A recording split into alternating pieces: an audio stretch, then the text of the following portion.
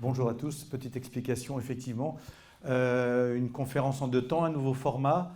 On a décidé donc avec Bertrand de vous présenter aujourd'hui un débat qui sera articulé autour de 2 temps forts. Le premier, j'ai interviewé 4 élus. Vous allez les découvrir tout à l'heure. David Martineau, qui nous fait la chance d'être avec nous aussi aujourd'hui à cette animation, à ce débat. 2 élus d'urbanisme, donc Roch Brancourt à Angers, Malika Abdallah à La Roche-sur-Yon, ainsi qu'un maire, donc François Ouvrard, maire de Grand-Champ-des-Fontaines, qui nous explique, à qui je posais la question effectivement de l'arrivée du ZAN, du zéro artificialisation nette, de la RE 2020, comment tout ça modifie un petit peu l'acte de construire, comment eux, en tant qu'élus, vivaient ces contraintes ou ces opportunités. Ce sera à nous d'en débattre tout à l'heure. Comment ils vivaient ce quotidien et comment ils pouvaient aussi accompagner, peut-être dans la concertation, c'est aussi un sujet qui sera abordé, concertation auprès de vous, les opérateurs et aménageurs, voir effectivement comment on pouvait résoudre cette équation multiple dont certaines sont encore avec beaucoup d'inconnus. Je lisais encore récemment qu'à propos du ZAN, où quelqu'un de bien informé disait, dans le domaine politique, c'est un petit peu un joyeux bazar, pour ne pas dire bordel. Pardon. Donc voilà, donc là on va vous diffuser pendant à peu près 17 minutes l'interview de nos 4 élus. Ça va donner un petit peu le ton au débat et par la suite je vous présenterai nos 4 invités pour débattre. Et j'y tiens absolument. Gardons aussi un petit peu ce temps pour un échange débat avec la salle, avec vos questions. Juste petite digression, je vous prie d'excuser l'absence de Jean-Yves Cadier qui était annoncé dans nos invitations mais qui pour des raisons personnelles ne peut pas être avec nous. Je pense qu'il y a un de ses collaborateurs dans la salle, donc si des questions surviennent, notamment sur le lot à bâtir ou sur les zones périurbaines, n'hésitez pas à interpeller nos invités aujourd'hui autour du débat. Voilà, je vous souhaite un bon visionnage et puis à tout de suite pour le débat.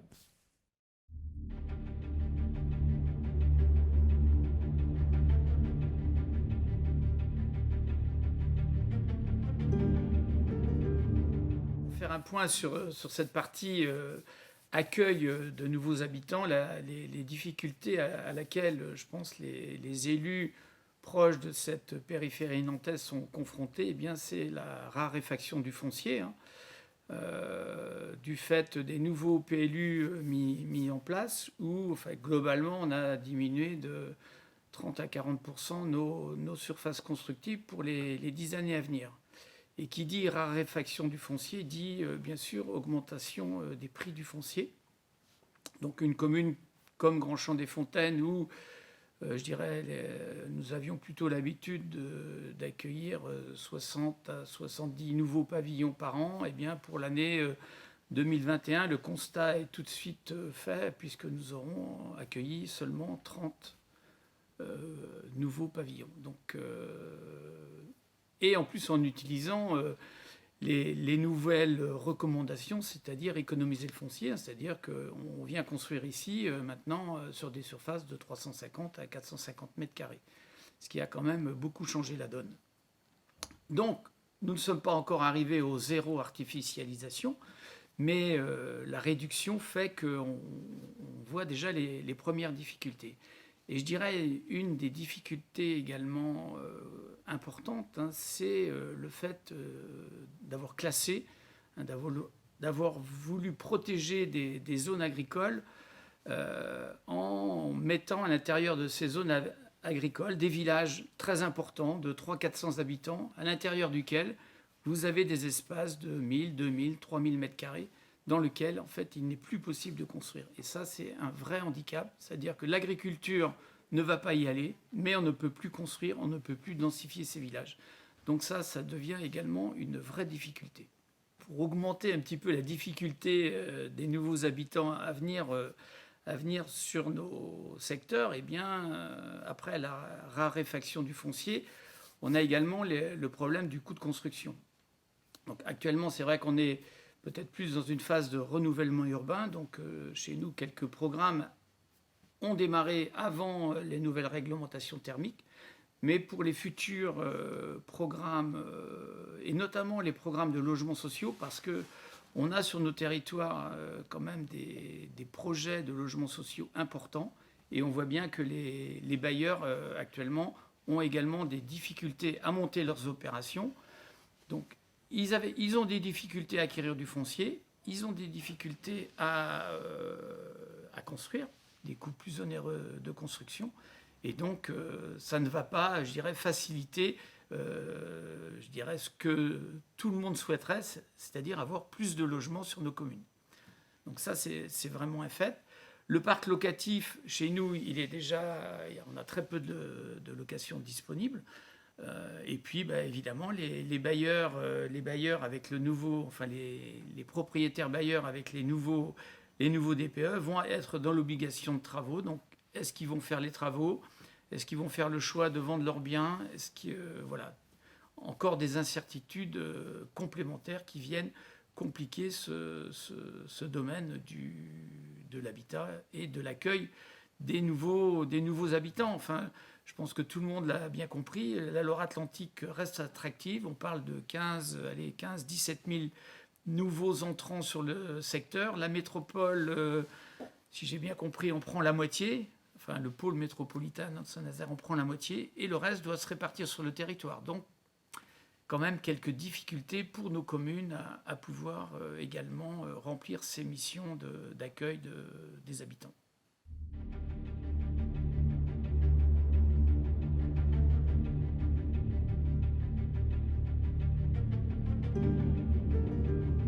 Alors, La Roche-sur-Yon a lancé sa révision de PLU très récemment, et donc on est en plein dans ce sujet de la ZAN, avec un objectif qui n'est pas officiellement la ZAN, parce que c'est un objectif de long terme, mais on est sur une réduction de 50% de la consommation d'espace. Ce qui pose énormément de soucis, notamment pour une ville et une agglomération qui est dynamique, parce qu'on a besoin de logements, on a besoin de terrain pour nos bureaux, nos entreprises, pour nos commerces, et donc ça crée des difficultés. C'est comment accueillir notre population et nos entreprises, tout en ayant conscience qu'il faut bien diminuer l'impact sur les zones naturelles et agricoles. Donc on est aujourd'hui en train d'identifier l'ensemble de nos zones qui vont être urbanisées, sur la totalité de notre territoire, et donc on va aller zone par zone, identifier le nombre d'hectares possibles, le nombre de logements, et identifier des endroits où on peut densifier, des endroits où on peut moins densifier. Mais après, il faut être honnête, on ne peut pas ne plus du tout artificialiser des sols, parce qu'on a besoin d'accueillir notre population. On a un objectif d'un peu moins de 5 000 habitants dans les 10 prochaines années supplémentaires, 5 000 logements supplémentaires, et donc on ne peut pas tout faire en densification. On fait le maximum, on densifie au maximum, on identifie toutes les zones, mais nous avons besoin de s'étaler tout en ayant l'objectif de diminuer de 50% cette part-là. Et à côté de l'accueil des habitants, on a l'accueil des entreprises. Et dans les 10 prochaines années, sur l'agglomération de La Roche-sur-Yon, c'est sur la ville de La Roche-sur-Yon que les entreprises vont majoritairement s'installer. On a mis en place un plan global économique, et c'est sur La Roche-sur-Yon. Et donc cette terre économique ne doit pas pénaliser non plus le manque d'espace pour les habitants demain. Donc c'est toute cette gesticulation qu'on doit mettre en place. Et si on rajoute les équipements publics, on a un nouveau parc d'exposition, on a des déplacements de grands équipements, des multi-accueils, des stades. Tout ça consomme de l'espace. Donc on a conscience qu'il faut diminuer notre consommation d'espace. On a conscience aussi qu'on est un territoire dynamique, qu'on accueille de la population et des entreprises, qu'il faut faire attention à nos espaces naturels et agricoles, mais qu'il faut qu'il y ait un bon compromis. Et c'est ça notre PLU qu'on est en train de mettre en place, c'est le compromis, densification, mais accueil de nos habitants et des entreprises. Alors c'est vrai qu'avec la ZAN, ça va créer des difficultés foncières pour nos territoires. Et nous, La Roche-sur-Yon, on est plutôt un bon élève. Un bon élève parce que dans les 10 dernières années, on a déjà diminué de 50% notre consommation d'espace. Ce qui veut dire qu'on est un bon élève, on a diminué notre consommation d'espace, et donc les marges de manœuvre sont aussi moins importantes.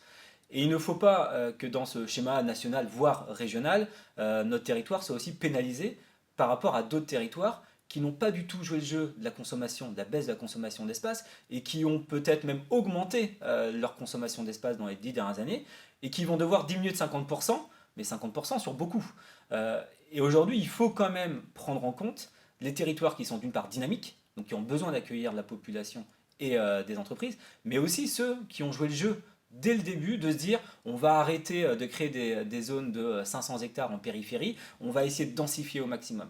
Et c'est aujourd'hui un peu ça, le risque, le risque que moi je vois, c'est de se dire, il ne faut pas que nous, on n'accueille plus d'entreprises, qu'elles aillent ailleurs, chez des collectivités qui n'ont pas du tout joué le jeu de la densification. C'est vrai qu'à La Roche-sur-Yon, déjà, on a vu une augmentation des coûts, des prix des logements sur le territoire de La Roche-sur-Yon avant la crise sanitaire et depuis la crise sanitaire. Donc on a eu une augmentation parfois jusqu'à 30% de l'immobilier sur notre territoire, qui est déjà un coût important. Là, on va avoir la RE qui va se rajouter à partir du 1er janvier et on sait déjà que les coûts de construction sont augmentés, que les prix des appartements et des maisons pour des particuliers, des investisseurs, évidemment, augmentent assez fortement. Et c'est pour ça qu'il faut être très vigilant. Moi, j'estime que l'augmentation du prix de l'immobilier sur La Roche-sur-Yon n'était pas une mauvaise chose parce qu'on était très bas. Et on est arrivé finalement au statut de La Roche-sur-Yon, chef-lieu de département, dynamique. Et donc aujourd'hui, les prix sont plutôt cohérents. Avec cette RE, on va avoir une augmentation supplémentaire. On le voit déjà sur certains projets. Il va falloir être vigilant. C'est à nous élus d'être vigilants. Vigilants quand nous portons des projets, quand on va vendre. On a le cas aujourd'hui de 2 projets de fonciers que l'on vend pour des promoteurs immobiliers. On va plafonner les prix. C'est des conditions, c'est comme ça. On est en train de discuter avec certains promoteurs pour conventionner également, pour que certains appartements soient vendus à prix réduit, à prix moins cher en tout cas, pour des primo-accédants. On a le système du BRS, Bail Réel et Solidaire. On développe 3 projets en ce moment qui permettra d'intégrer à l'intérieur d'une résidence des logements en accession, mais le système où on est propriétaire de son logement, mais pas de son foncier. Et en plus, c'est considéré comme étant du logement social, qui va nous permettre de plafonner également le prix de certaines habitations. On a la part du social, évidemment, qu'il faut mettre en balance et sans doute augmenter, même si La Roche-sur-Yon est un très bon élève, parce qu'on est déjà à plus de 29% de logements sociaux. Donc voilà, on est conscient que ça va augmenter. Avec le ZAN en plus, moins de terrain disponible, donc plus cher, des surfaces plus petites. Donc il y a un gros point de vigilance. Il va falloir sans doute apprendre à construire de manière différente pour densifier davantage. Mais partout où la collectivité peut jouer un rôle, et nous on a une ZAC, et demain 2 ZAC, où on va nous contrôler l'ensemble du foncier, c'est à nous aujourd'hui de plafonner ces prix-là pour éviter l'envolée des prix et pour permettre d'éviter une gentrification de notre territoire, pour permettre à tous les habitants, jeunes, moins jeunes, peu importe les revenus, de pouvoir y habiter. Parce que c'est ça le succès d'un territoire, c'est pas d'avoir que des riches ou que des pauvres. Il faut qu'on arrive à avoir une mixité de population. Donc c'est le rôle finalement des communes et des intercos d'aller vers ce contrôle et essayer d'aller contrôler au maximum les prix de sortie. Mais c'est pas facile.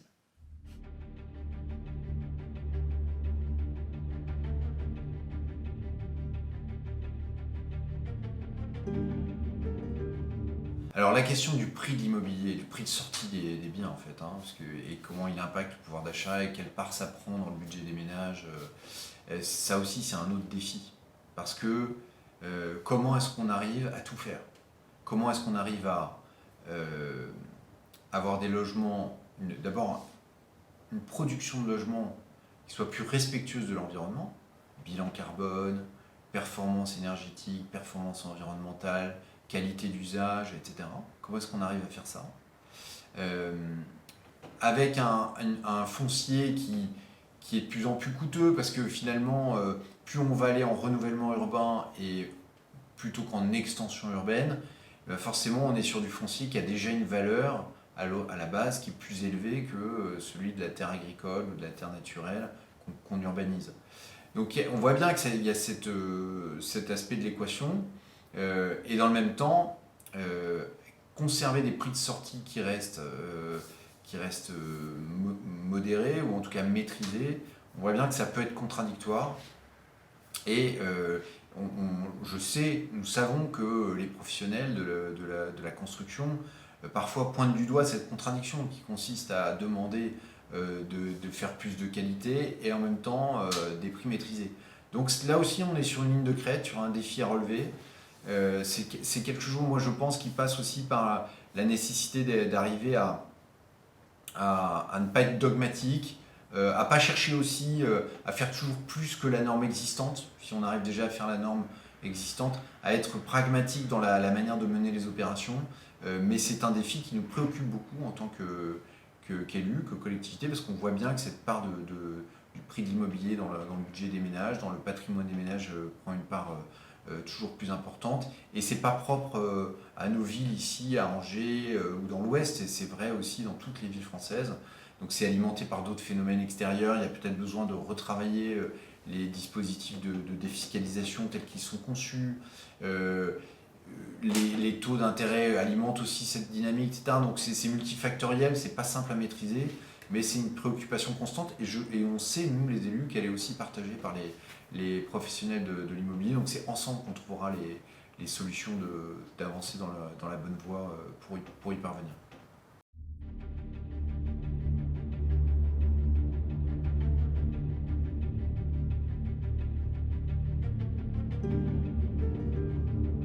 Au département, l'engagement d'aller vers le ZAN, c'est d'avoir un objectif. C'est un chemin à réaliser et c'est quelque chose qu'on a commencé dans le mandat dernier quand Philippe Grosvalet a lancé le département vers cet objectif qui consiste pour nous à, j'allais dire, réinventer l'urbanisme. On sait aujourd'hui toute l'importance de pouvoir préserver nos terres agricoles. Il y a d'ailleurs un certain nombre d'engagements qui ont été pris au département autour des terres les plus sensibles, autour du péant ou encore des outils qui ont été mis en place comme l'Office foncier solidaire parce qu'aujourd'hui on ne peut plus développer nos territoires comme on le faisait, surtout avec la dynamique qu'on connaît en Loire-Atlantique.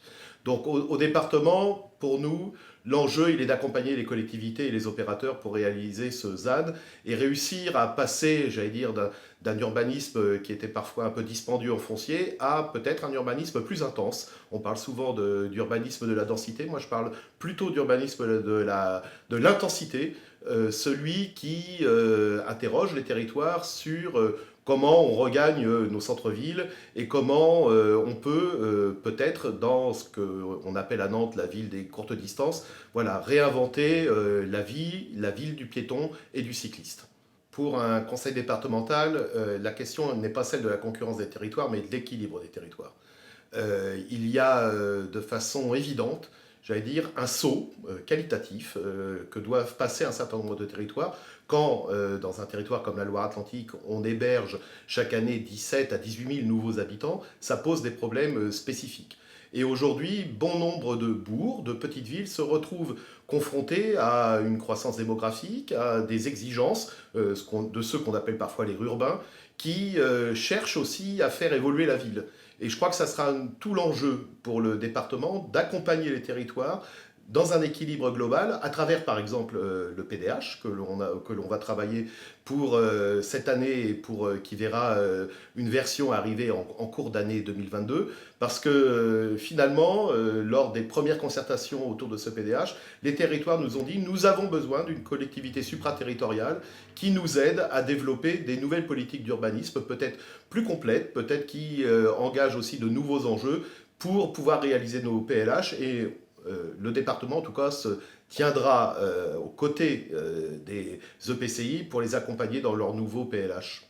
On sait qu'aujourd'hui, on fait face à beaucoup de nouveaux ingrédients, celui de la neutralité foncière, celui des nouvelles normes environnementales, mais on fait aussi, et avant tout, face aussi à une crise du logement, une crise de la production.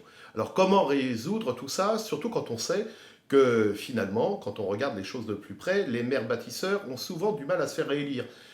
C'est quand même une difficulté d'affronter sa population vis-à-vis, ceux qui sont déjà installés, vis-à-vis de ces questions. Or, on sait qu'aujourd'hui, la dynamique démographique, c'est avant tout des enfants qui sont déjà sur notre territoire, qui vont devenir des futurs habitants de Loire-Atlantique qu'il faudra insérer dans du logement et sur le marché de l'emploi. Donc pour nous, l'important, c'est d'aider ces maires à leur fournir des outils opérationnels, mais aussi des outils d'accompagnement pour, accompagner leur population à se projeter dans une nouvelle façon de faire de l'urbanisme. Enfin, on dit nouvelle façon, on pourrait aussi se dire que la ville du Moyen-Âge avait déjà inventé cet urbanisme dense, cet urbanisme dans lequel on fait tout à pied. Mais en tout cas, on voit bien que les maires qui ont déjà beaucoup progressé sur la question, d'autres qui l'ont fait un peu moins, ils ont finalement tous à faire face au même défi, celui de convaincre une population, d'emmener une population et de bâtir un projet avec leur population pour pouvoir finalement faire évoluer leur ville. C'est une grande opportunité que de faire revivre son centre en termes de services, en termes de commerce, en termes de proximité, en termes d'économie circulaire, et c'est tout ça qu'on défend. Et nous, en tout cas, tous les maires qui voudront relever relever la gâche, on se tiendra à leur côté pour les aider à réaliser du logement pour tous et essayer de répondre à cette crise du logement que l'on connaît aujourd'hui très fortement sur le département de Loire-Atlantique. Voilà, donc on va démarrer le débat. J'appelle nos invités. On va peut-être modifier un petit peu la configuration. Ce qui est intéressant de mesurer, et j'en parlais il y a quelques instants encore avec un de nos invités, c'est que le débat du logement ne s'invite pas du tout dans les présidentielles. Et c'est quand même intéressant de voir, et c'est encore un des paradoxes et une des équations, c'est qu'on parle de pouvoir d'achat, ça a été évoqué pendant les interviews, le pouvoir d'achat, le logement, c'est quand même 30% du pouvoir d'achat des ménages. Et aujourd'hui, dans le débat sur les présidentielles, le logement est absent. Donc c'est peut-être à nous aussi de relever les manches et à travers nos prises de parole, nos témoignages, nos actions, de pouvoir apporter notre contribution. Donc ce débat, il permettra, j'espère, d'apporter une petite pierre à l'édifice. En tout cas, n'hésitez pas pendant les échanges ou à nous interrompre, ou en tout cas un temps de questions, puisqu'on est largement dans les temps, un temps de questions-réponses sera prévu à la fin de l'animation. Merci. Donc j'appelle nos invités. Donc David Martineau, pour nous rejoindre, donc conseiller départemental en charge du logement et de l'habitat. Vous l'avez vu donc en témoignage, il sera là avec nous aussi pour apporter cette caution politique. Hervé Patureau, donc de l'agence d'urbanisme. Laurent, qui sera un peu ma caution expert, et c'est par lui qu'on va démarrer tout de suite. Je crois que Arnaud Hervé est avec nous. Il est là, voilà. Donc de la direction régionale de l'environnement, l'aménagement et logement, en charge aussi de l'habitat, donc que des experts. Et je terminerai par un architecte urbaniste pour une vision un petit peu d'accompagnement et de concret. Donc Julien Delille, qui nous rejoint et qui sera là aussi pour nous donner un petit peu sa vision, non pas du monde, mais en tout cas comment concrètement il accompagne les élus ou les promoteurs sur leur territoire. Je vais peut-être démarrer avec Hervé, caution expert. Je crois que vous avez enfin on se tutoie, mais on va se vous voyez aujourd'hui. Tu vois, j'y arrive pas. On va démarrer donc par une présentation très courte du zéro artificialisation net, parce que comme je le disais en introduction, beaucoup de choses sont dites. C'est une équation multiple avec de nombreuses inconnues, de nombreuses variables, et je crois que ce serait bien de refaire un petit point sur où nous en sommes aujourd'hui, même si ça change un petit peu tous les jours. Oui, bonjour à tous. Donc effectivement, le zéro artificialisation net, au cas où vous auriez raté les épisodes précédents, c'est un principe qui a émergé depuis plus d'une dizaine d'années.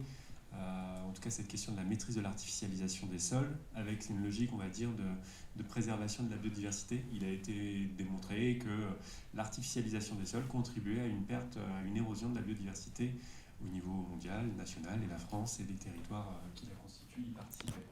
Dès lors, en fait, il a été défini que la lutte contre l'artificialisation des sols était un moyen de préserver la biodiversité. Et donc, en France, ça s'est traduit par le mécanisme du zéro artificialisation net, après des débats européens sur lesquels je vais vous faire un raccourci. Et donc, en France, ça s'est traduit avec cette équation qui ne ferait pas lire Toto, artificialisation plus renaturation égale zéro. Je rappelle vraiment cette idée que c'est un objectif national qui a vocation à être atteint avec une obligation de résultat horizon 2050. Et la question qui se pose, c'est véritablement la mise en opérationnalité de ce sujet-là, horizon maintenant, en fait, parce que la loi climat et résilience qui l'a introduit a été promulguée le 21 août 2022. Et donc aujourd'hui se pose toute une série de questions.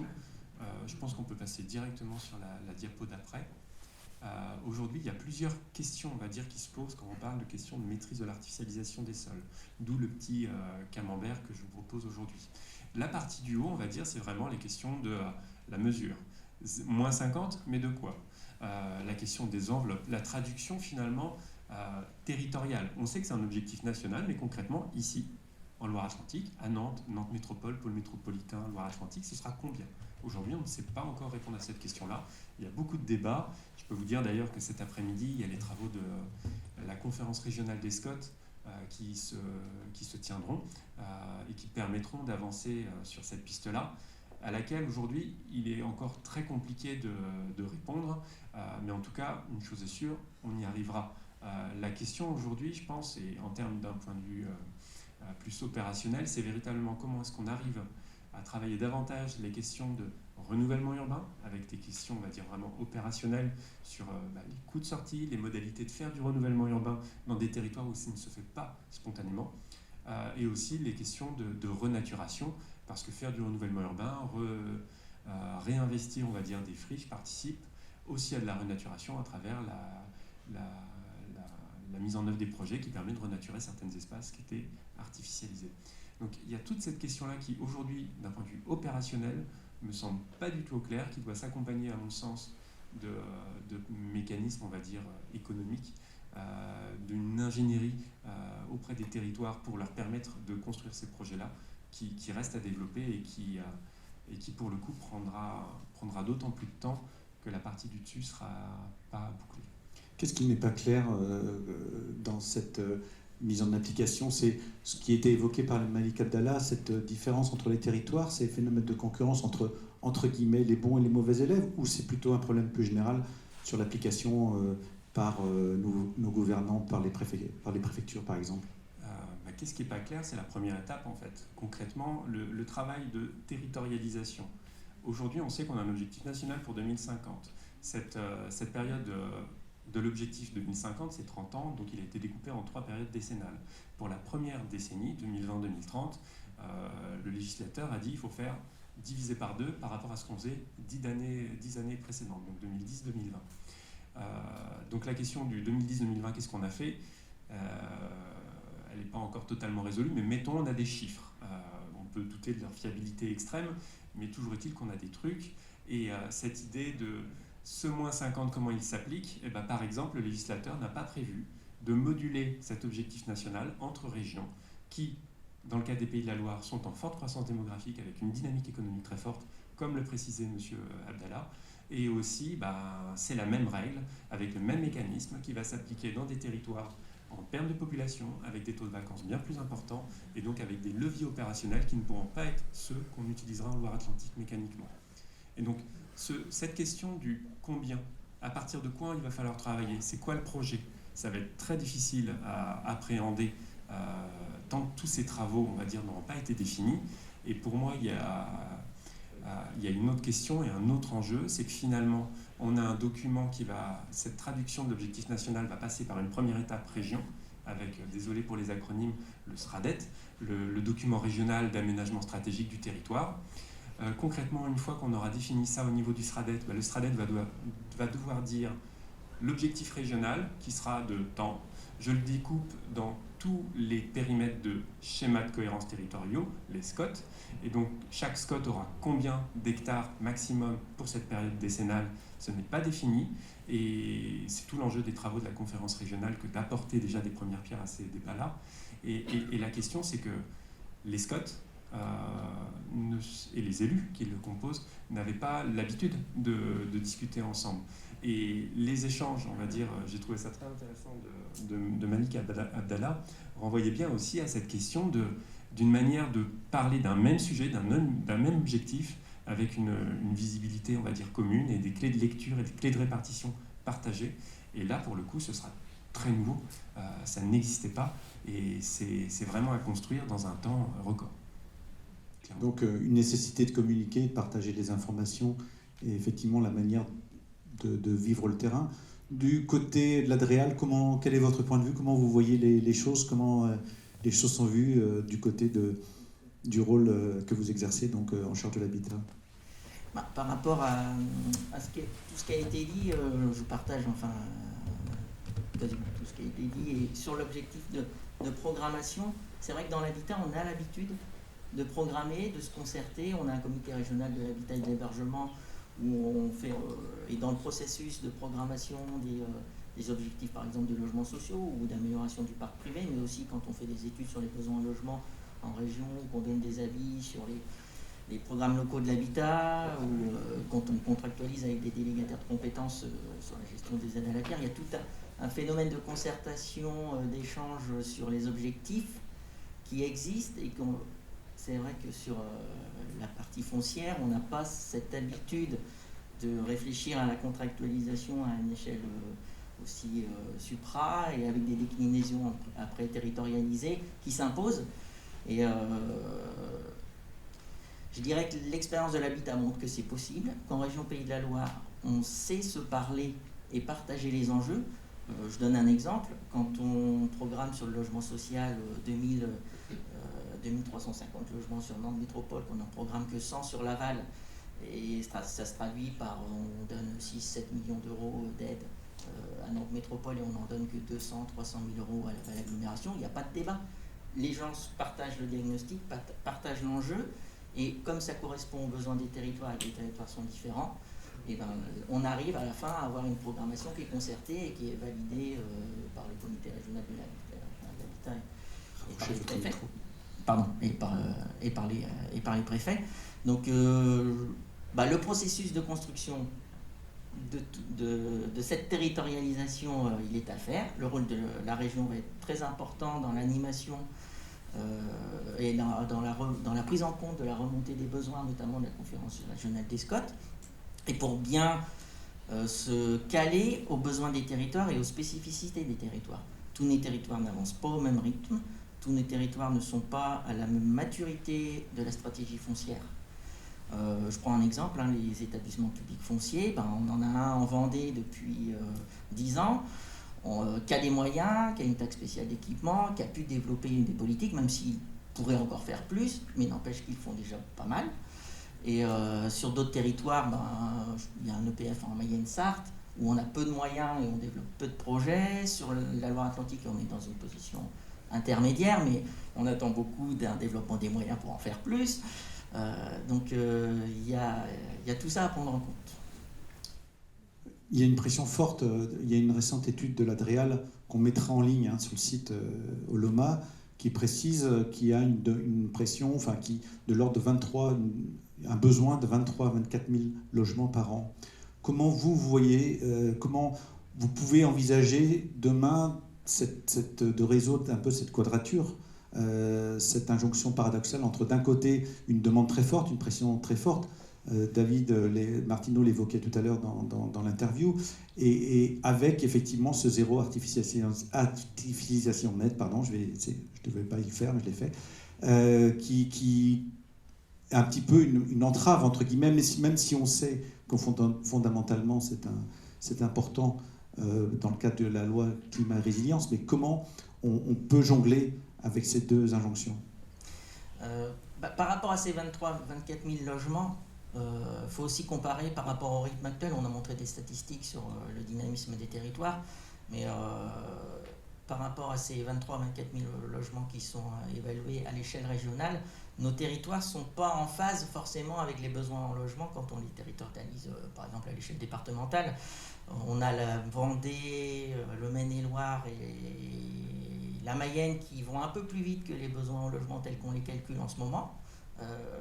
On a la Sarthe et la Loire-Atlantique, la Sarthe qui est à peu près au niveau qu'il faudrait, et la Loire-Atlantique qui est en deçà de ce qu'on pourrait projeter en termes de besoins en logement par rapport au niveau de construction. Donc vis-à-vis des différents outils, ce qu'il faut voir dans notre affaire, je dirais qu'il faut jouer la complémentarité et la solidarité des territoires sur le renouvellement urbain. On voit que sur le renouvellement urbain, le ZAN, c'est quelque part une généralisation des politiques de renouvellement urbain, et on n'a pas forcément, nous, les outils pour aller faire du renouvellement urbain avec le modèle économique qui va bien, pour sortir les opérations. On sait qu'on a des promoteurs qui nous ont dit qu'ils avaient des projets, il y avait des collectivités qui avaient envie, mais au final, l'équation financière, elle était telle que le promoteur ne prenait pas le risque de supporter une trop grande part du risque de sortie de l'opération. Et c'est vrai que on a pu regretter sur l'aide à la relance de la construction durable qu'on aille la focaliser sur les secteurs tendus, alors qu'on aurait besoin aussi d'aller aider quelquefois des territoires un peu moins tendus, mais pour lesquels il y a des besoins. On a parlé tout à l'heure de revoir, c'est Roch Bancourt, je crois, sur peut-être repenser le dispositif de défiscalisation. Et puis il y a ces outils de zonage qui viennent un peu figer les choses, alors qu'il faut les faire vivre. C'est comme un programme local de l'habitat.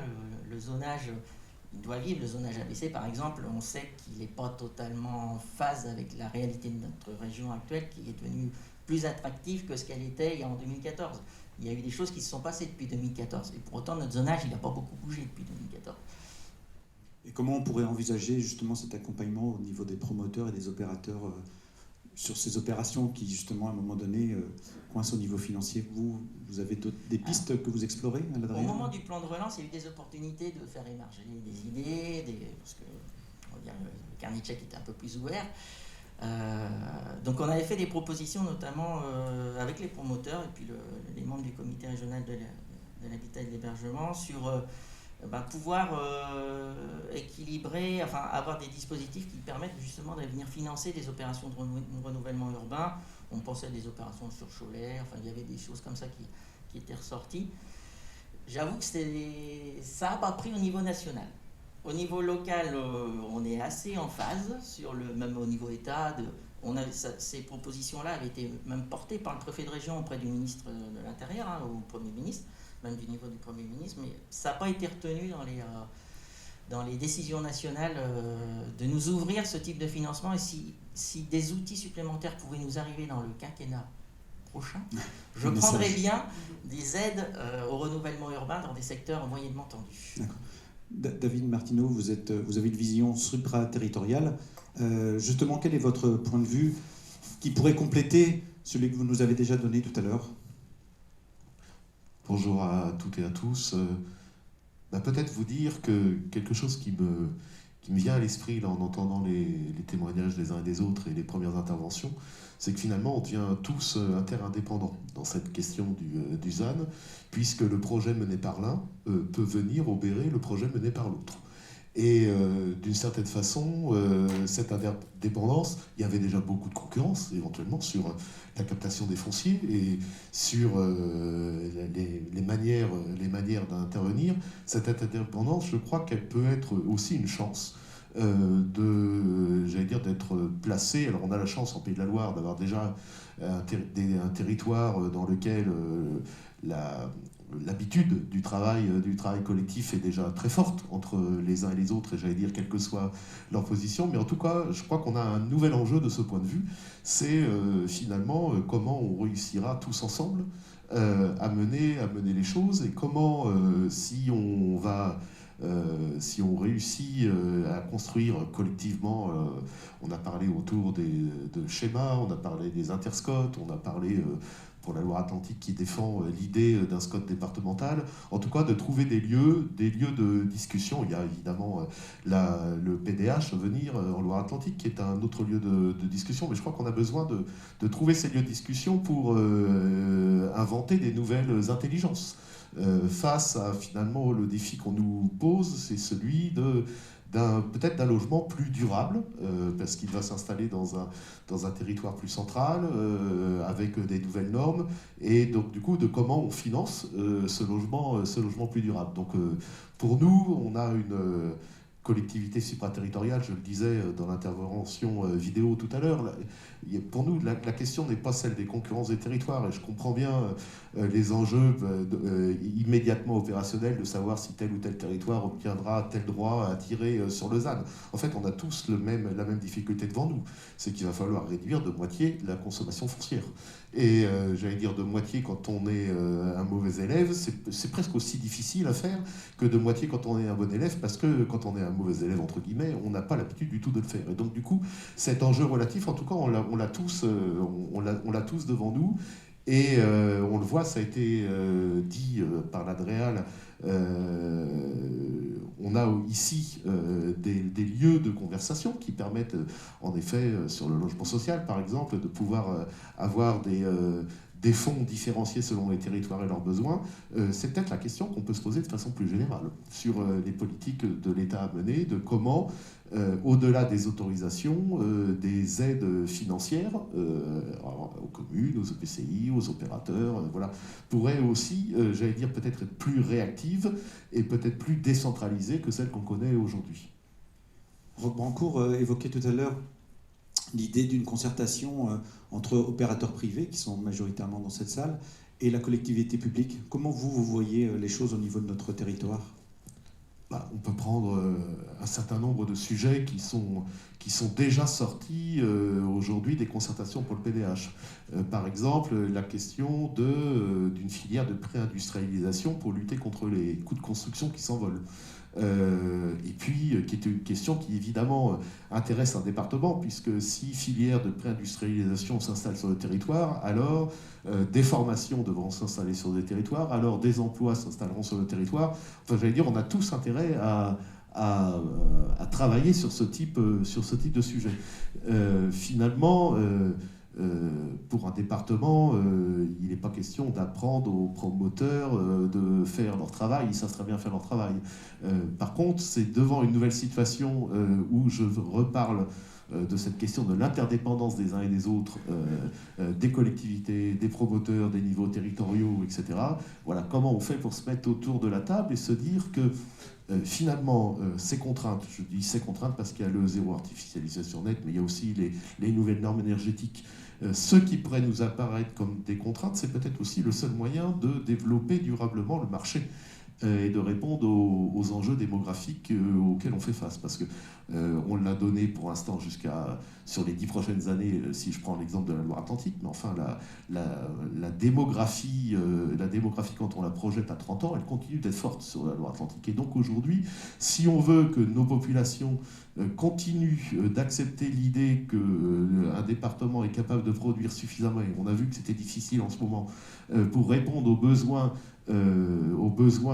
essentiels pour répondre aux besoins de la population, parce que si on ne le fait pas, ça veut dire qu'on donne à nos jeunes un avenir dans lequel on leur imposera d'aller voir ailleurs, non pas par choix, mais par obligation à cause d'un marché du logement et qui jouerait plus son rôle. Voilà.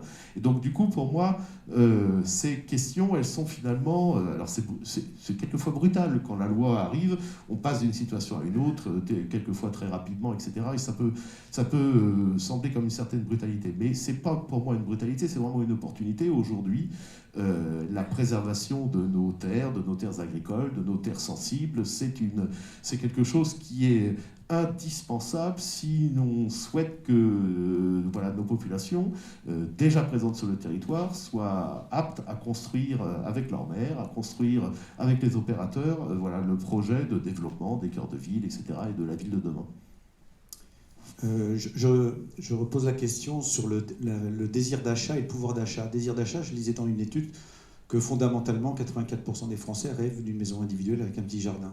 Est-ce que ce rêve est une utopie ? Est-ce que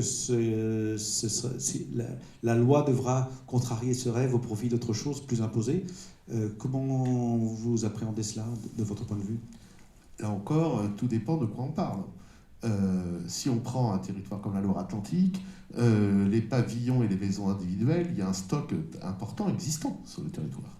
Et donc, du coup, si on est capable d'inventer d'une façon collective une rotation des logements et un parcours résidentiel pour libérer des logements existants, profiter éventuellement d'ailleurs de cette libération pour pouvoir entreprendre des travaux de rénovation énergétique très importants sur ces logements, j'allais dire, on voit la chose un peu différente. Peut-être que en part de production neuve, il y aura un retrait et les nouvelles normes rendront plus difficile que la réponse à ce désir soit une réponse exclusivement versée par le logement neuf.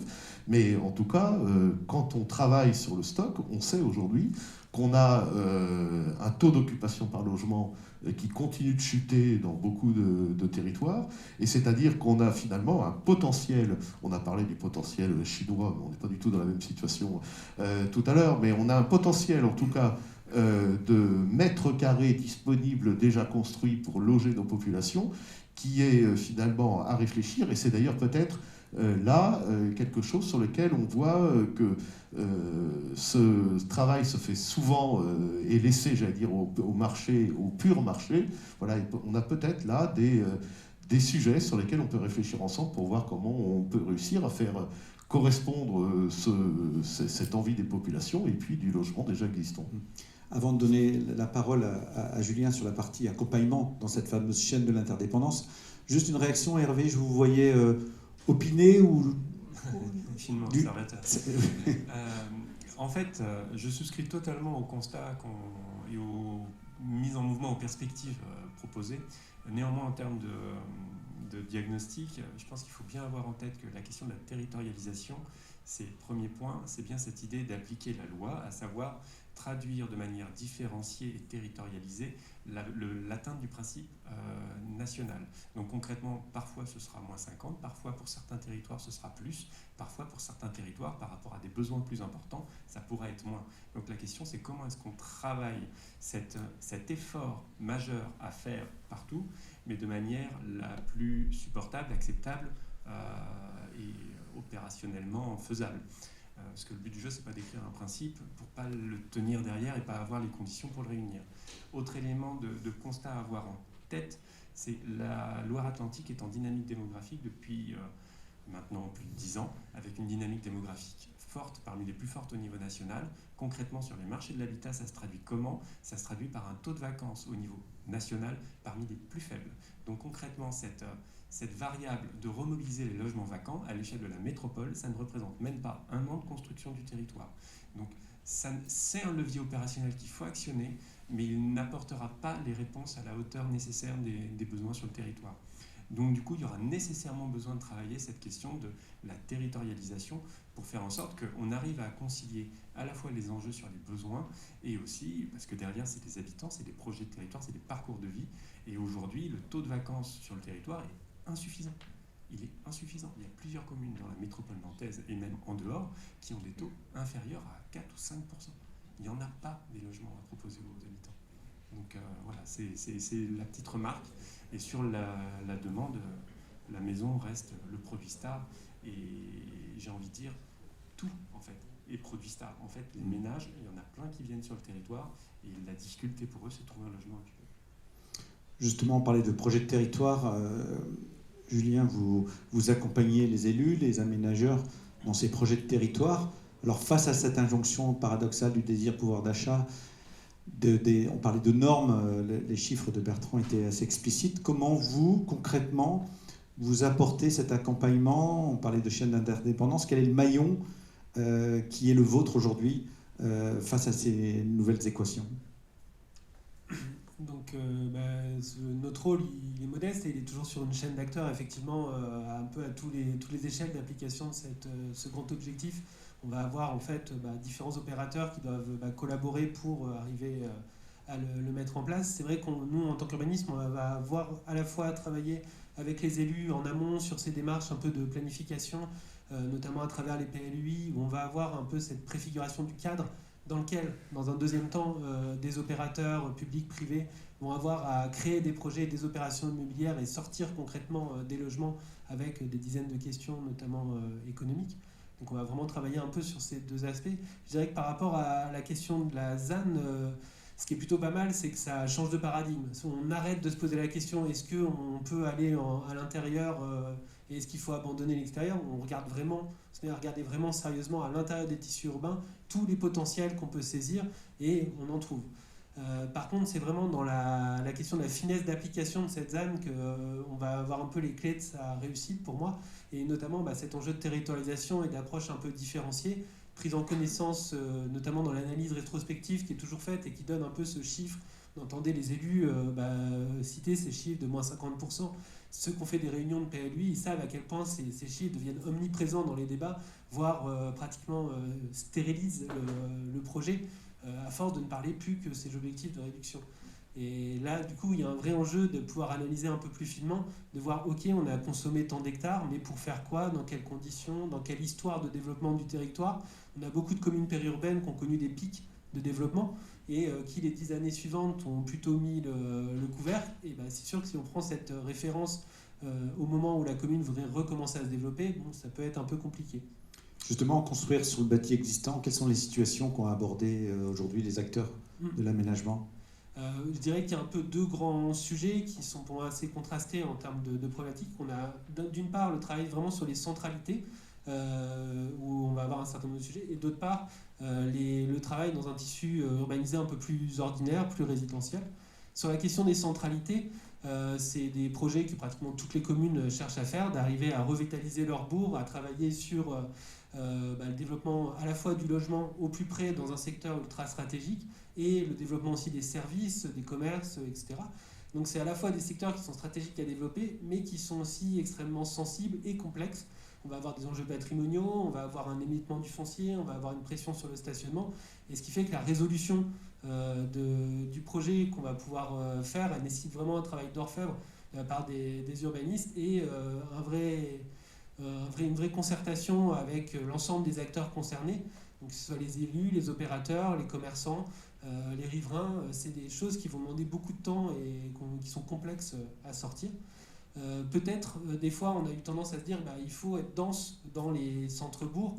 Je ne suis pas sûr que ce soit toujours le cas. Et peut-être, des fois, c'est sur ces opérations, il faut accepter peut-être de relâcher la pression en termes de densité pour pouvoir plutôt travailler des logements spécifiques, pour pouvoir travailler une qualité d'espace public, la superposition des fonctions.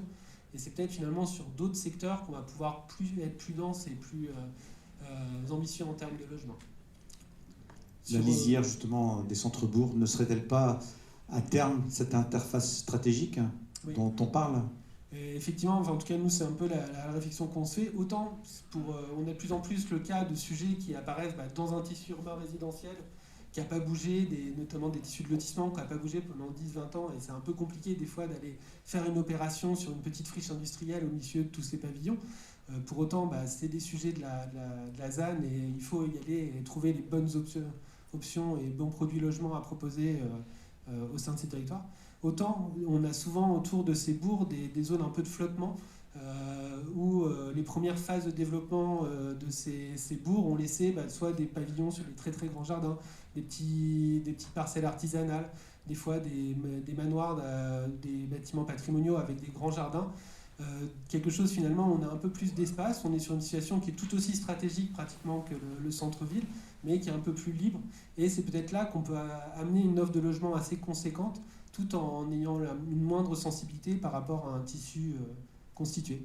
Donc, et ce qui peut aussi permettre, ce qui peut être intéressant si c'est anticipé au niveau opérationnel, d'avoir des opérations qui équilibrent au moins en partie des projets plus complexes, moins équilibrés au sein d'un tissu urbanisé. Du coup, de lier ces fonciers plus ou moins faciles avec des plus compliqués pour avoir quelque chose d'un peu plus équilibré au global. Merci. David, avant de laisser la place aux questions dans la salle, vous parliez dans l'interview de ville dense, ville intense. Comment sur Nantes on peut justement concilier ça ? Est-ce que vous disiez un maire bâtisseur, c'était effectivement l'adage, était un maire souvent battu, mais à un moment donné, Nantes et sa métropole ne devra-t-elle pas devenir un peu plus intense en termes d'actes de construire ? Je crois que je n'ai pas de conseil à donner à Nantes et à Nantes Métropole, qui fait très bien le travail de ce point de vue-là. Ça m'a eu concerné il y a quelques années. Mais c'est peut-être pour ça que je pose la question. Oui.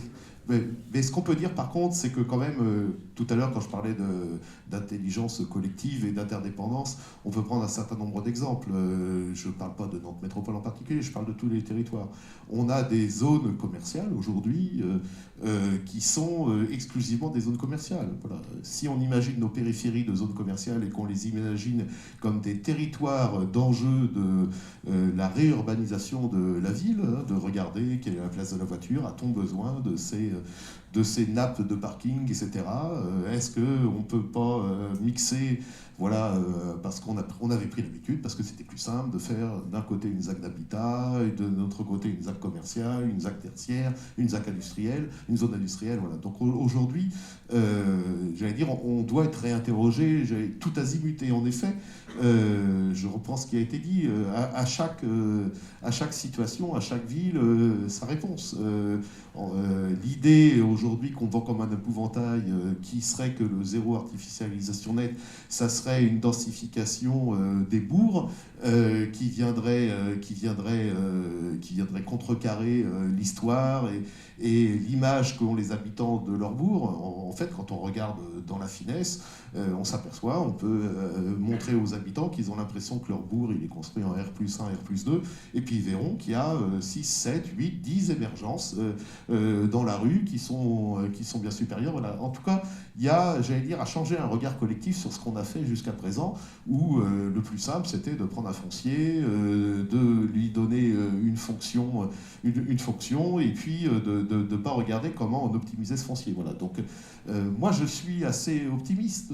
Je pense que l'intelligence collective peut résoudre beaucoup des difficultés. Quand je parlais tout à l'heure, quand je parlais tout à l'heure des possibilités, je ne parlais pas en effet des vacances, qui sont très faibles. Ce dont je parle, c'est du parcours résidentiel. Quand on construit, et c'est pour revenir à ce qui a été dit, peut-être un logement inclusif, par exemple, pour personnes âgées dans un centre-bourg, si une dizaine, une quinzaine d'habitants du village, souvent des femmes seules en fin de vie, parce que les messieurs ont déjà disparu, viennent s'installer dans ces logements bien conçus, proches des services, etc., et que se libèrent autant de pavillons dans la commune, c'est autant d'opportunités d'accueillir des nouveaux ménages dans la commune. Et puis, on a parlé de toute l'importance de la diversité des populations dans la commune. On sait aussi que pour faire face aujourd'hui, beaucoup de communes se sont construites par à-coups, par phase de mise sur le marché d'un certain nombre de territoires, et ça crée des ruptures dans la pyramide des âges. Et on a besoin aussi, pour qu'une commune fonctionne bien, d'avoir un œil attentif sur le fait que tous les âges des populations soient représentés dans la commune. Et là, toutes ces intelligences-là, elles nous donnent quand même beaucoup de solutions pour répondre à ces problèmes qui nous paraissent aujourd'hui, en effet, arriver en contradiction avec nos outils actuels, mais je ne crois pas qu'ils soient en contradiction avec la démographie que l'on connaît sur nos territoires, si on est capable d'y réfléchir collectivement. Merci. Arnaud, en guise de conclusion, avant de poser des questions, est-ce que vous avez un point à compléter? Est-ce que vous partagez cet optimisme de la part de David? L'exemple de l'habitat me dirait qu'on peut être optimiste pour que les partenaires essayent de trouver la bonne équation et la bonne territorialisation. Parce que on n'a pas trop le choix en fin de compte. Donc il va bien falloir que les acteurs se parlent. Et l'idée, c'est qu'il n'y ait pas de perdant dans cette affaire-là, c'est que ça soit juste, que la répartition et les projets tels qu'ils vont être développés en termes d'objectifs sur le ZAN soient équitables. On le sait le faire sur plein de programmations, je ne vois pas pourquoi on n'y arriverait pas à terme, mais c'est clair que ça va demander beaucoup de concertation, une animation forte. On n'a pas forcément encore tous les outils. Il faut s'approprier ceux qui existent, en développer d'autres. Il y a du chemin, mais il y a quand même un peu de temps pour le faire. On parlait de concertation, d'échange, et je crois que c'est David qui disait tout à l'heure que ce moment très particulier à Oloma était aussi un moment d'échange qui pouvait servir la cause, peut-être à terme, souhaitons-le, de la concertation. Donc, si vous avez des questions à poser à nos intervenants, n'hésitez pas, c'est le moment. On est dans les temps, Bertrand, on peut se donner quoi, un quart d'heure, 20 minutes? On peut se donner un quart d'heure, en effet. Quelques questions dirigées vers l'un ou l'autre ou collectives. Thierry, oui. Non, pas une question. Un notaire qui s'en va, c'est dommage. Mais bon, allez, on va le laisser partir, je vois qu'il est pressé.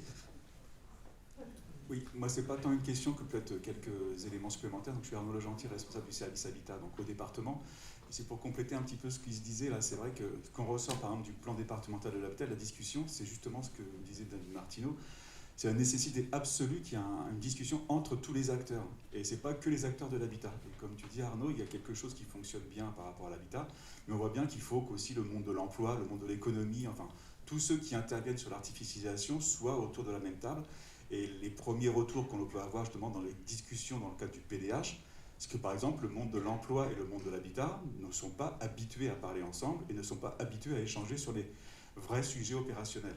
Donc c'est vraiment un enjeu et c'est en gros une chance qui est posée par l'obligation ZAN, c'est d'obliger tous les acteurs à se parler.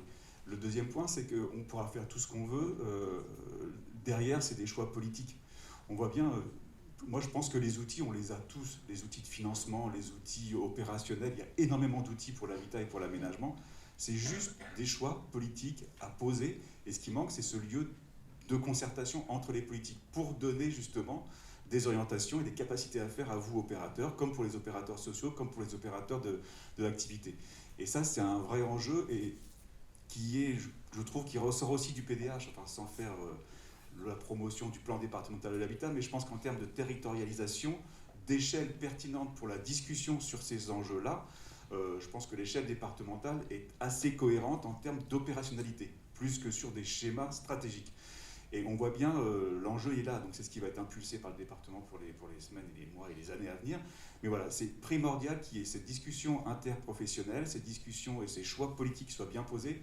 Et puis après, ça pose aussi la question de la franchise des territoires, pour dire quelles sont leurs orientations stratégiques. On voit bien que sur la volonté de bâtir, il y a des volontés qui sont plus ou moins prégnantes actuellement et dans le futur. Donc cette solidarité entre les territoires, il faut qu'elle soit posée et qu'elle soit dite.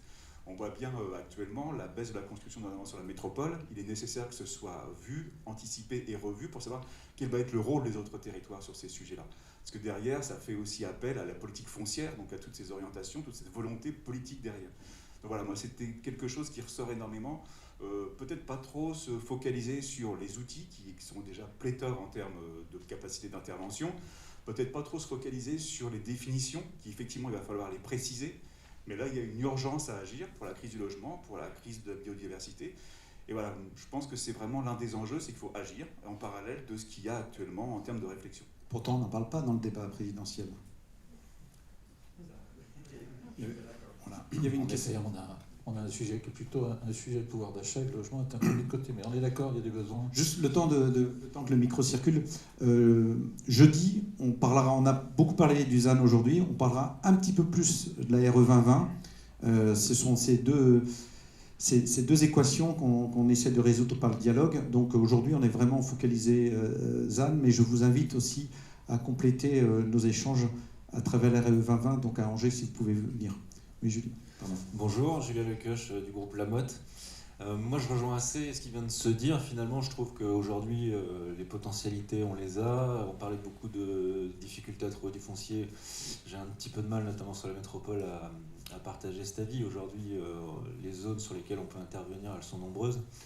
La vraie difficulté qu'on a, c'est un petit peu, je trouve qu'on est dans un peu l'incantation quand on parle de vouloir être dans l'intelligence collective, etc. Moi, je ressens en tout cas une vraie défiance de temps en temps à laisser la main à des opérateurs privés ou à imaginer en tout cas des nouveaux modèles autres que travailler autour de la ZAC, travailler autour de ces sujets très portés par les collectivités. On sent qu'il y a vraiment des difficultés à laisser les opérateurs à travailler sur des partenariats publics-privés finalement, alors que les outils existent, les façons d'avancer existent. Et on l'a dit, on parlait notamment, M. Martineau parlait des zones commerciales. Il suffit de regarder aujourd'hui sur Nantes Métropole des territoires où on peut intervenir et imaginer travailler la densité en proximité de tramway, en proximité, etc. Il y en a beaucoup. Donc je crois qu'on est aussi un petit peu dans cet enjeu, comment on fait finalement pour se parler, acteurs privés, acteurs publics, et laisser peut-être la possibilité aux acteurs privés d'intervenir un petit peu plus. Et c'est une vraie difficulté parce que nous on l'a vu, notamment le groupe Lamotte, en intervenant sur d'autres territoires dans le cadre d'Action Cœur de Ville, Petite Ville de Demain. Il y avait une vraie facilité sur certains territoires à être dans l'échange, un peu moins sur des métropoles. Et on arrive, quand bien même sur des territoires de villes moyennes, à avoir sur des qualités de projet qui sont quand même très agréables, très sympas. Donc c'est une vraie interrogation que j'ai, comment finalement on s'ouvre la possibilité de parler ensemble et d'imaginer des choses ensemble. Quelqu'un veut répondre sur cette défiance justement qu'on a ou que certaines collectivités ont à l'égard des initiatives des acteurs privés? Est-ce qu'il y a quelqu'un parmi vous? Julien, peut-être, non? Est-ce que c'est quelque chose? Ou Arnaud? Oui. Pas par rapport à la défiance vis-à-vis des acteurs privés, mais plutôt par rapport à l'équilibre métropole et reste des territoires, où on voit bien que dans notre région, il y a peut-être quelque chose à retravailler sur le sujet. Le moteur nantais, on parlait toujours de la métropole nantaise comme étant le moteur de la région.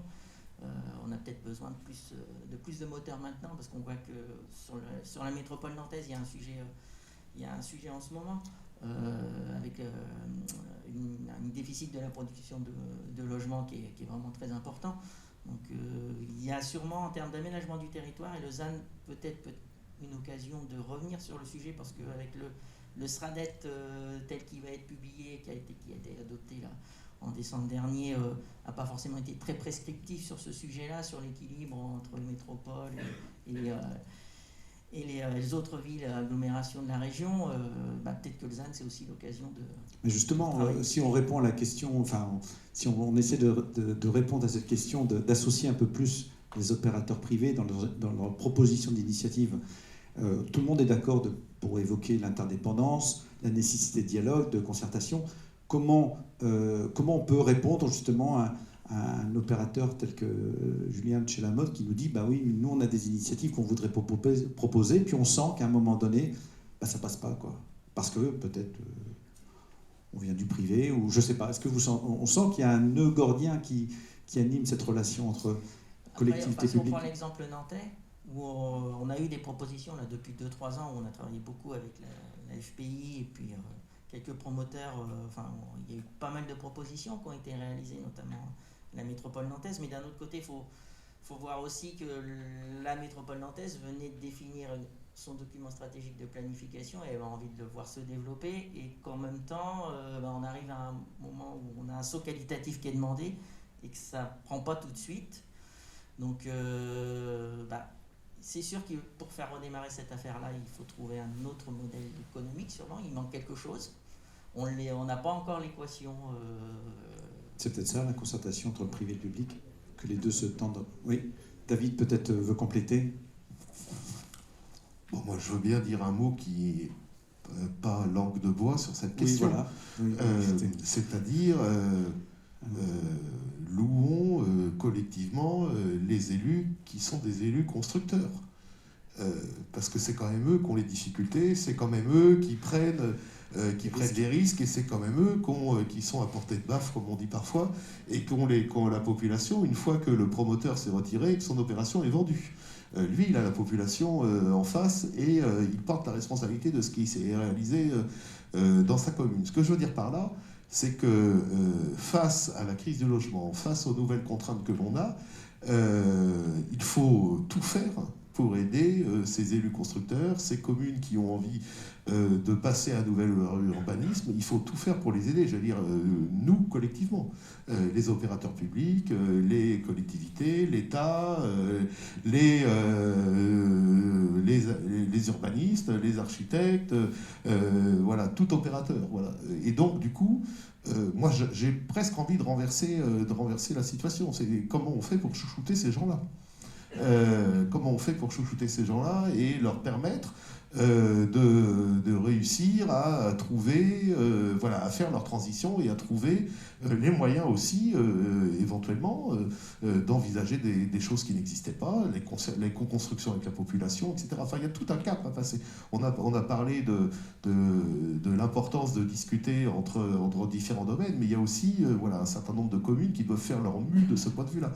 Quand on passe d'une politique de bourg à une politique de gros villages, puis de petites villes, puis de villes qui, dans d'autres départements que la Loire-Atlantique, seraient des villes importantes de centralité, voilà, on a, j'allais dire, cette problématique. En tout cas, nous, au département, on est très attentifs à ça, à recevoir, accompagner les initiatives des territoires.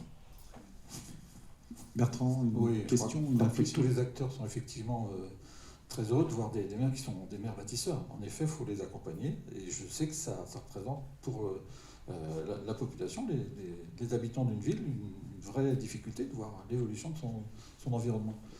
Alors, je crois qu'il y a des actions qui ont été menées avec des primes pour les maires bâtisseurs qui sont mises en place. Il faut aussi faire en sorte que dans les communes où les choses avancent peut-être pas aussi vite que prévu, les choses puissent se faire et se concrétiser. Donc ça va être aussi un débat de rééquilibrage sur l'ensemble des territoires. Est-ce qu'on prend une dernière question? C'est une question? Ouais. Une question, ou la prochaine fois, on vous conviera. Non, parce que c'est très vite par rapport à la défiance. Oui, la défiance de certains maires par rapport à la promotion privée, mais d'expérience, il y a aussi la défiance de la promotion privée par rapport au logement social, le logement social par rapport à la promotion privée. le logement social des constructeurs par rapport aux architectes. Donc c'est tout ça en fait qu'il faut remettre en place.